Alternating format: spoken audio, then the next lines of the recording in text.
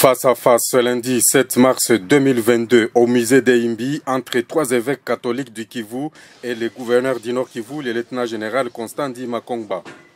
Au menu de leurs échanges, le séjour à Goma en juillet prochain du pape François.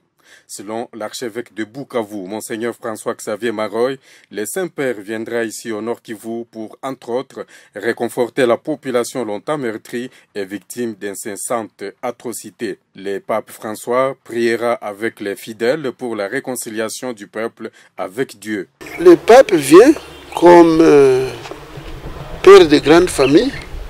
C'est lui qui est le successeur de Saint-Pierre. C'est à lui que le Christ a laissé la mission que vous connaissez. Tu es Pierre et sur cette pierre je bâtirai mon église.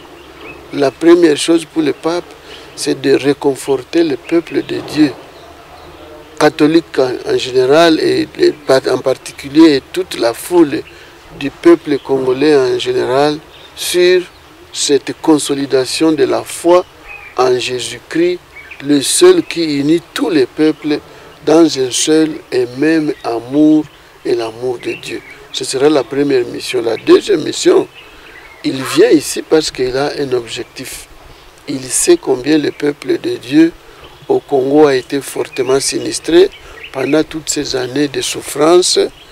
Le pape vient nous réconforter, prier avec nous pour qu'avec lui, nous présentions aussi notre prière à Dieu avec le souci qu'il nous bâtira un Congo où il fait beau vivre.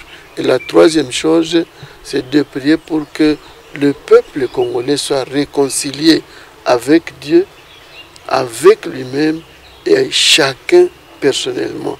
Je crois qu'avec ça, il va toucher nos cœurs et nos cœurs vont comprendre que nous n'avons aucun intérêt à vivre les confrontations inutiles, les conflits inutiles, mais nous devons bâtir un seul peuple, peuple de Dieu au vrai sens du mot. Signalons qu'outre Monseigneur Maroy, l'archevêque de Bukavu, la délégation était composée des évêques de Goma, Willy Ngumbi, et de Butembo, Melkisedek Sikuli, ainsi que leurs vicaires généraux respectifs.